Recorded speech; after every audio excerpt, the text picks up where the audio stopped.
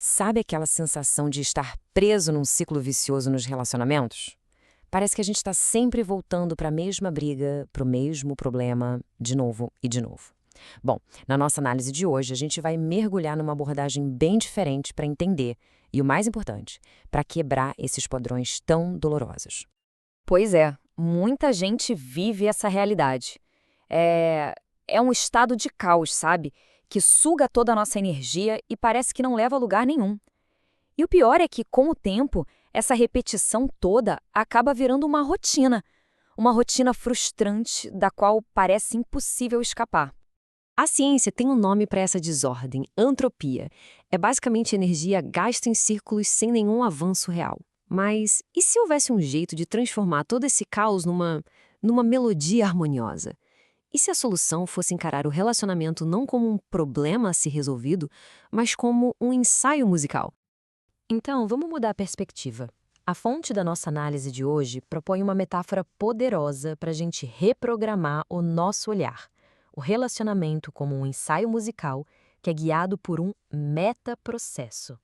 Olha, o primeiro grande passo é este: parar de enxergar o relacionamento como uma coisa estática, sabe? Que é bom ou é ruim. Não.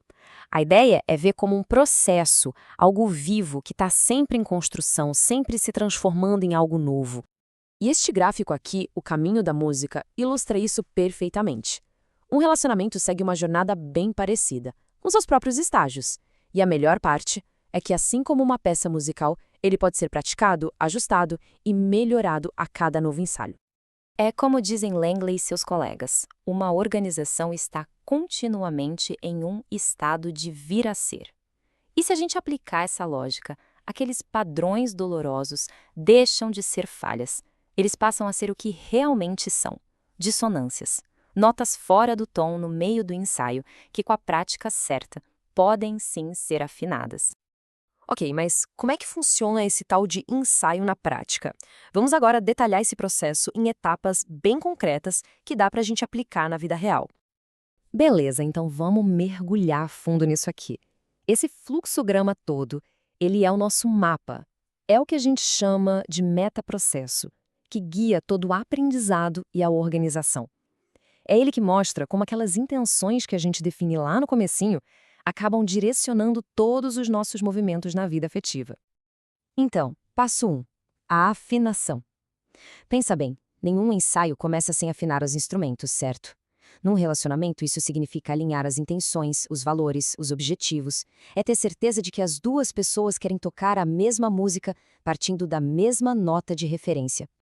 E o ponto-chave aqui é exatamente esse. Sem essa afinação inicial, todo o resto do esforço pode acabar gerando só mais ruído, mais frustração.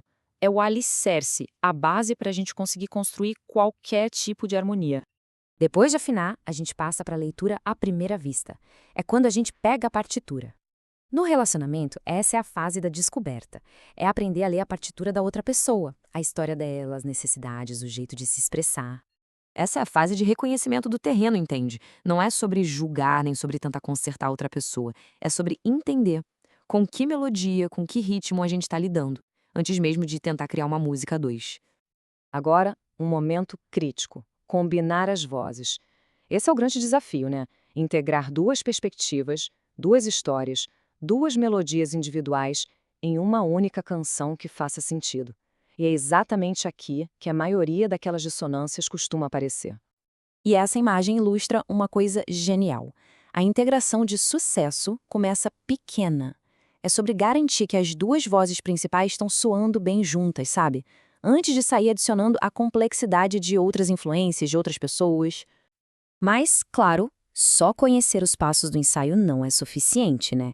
O verdadeiro poder, a chave para quebrar os ciclos de verdade, está em aprender com cada prática para melhorar a próxima apresentação.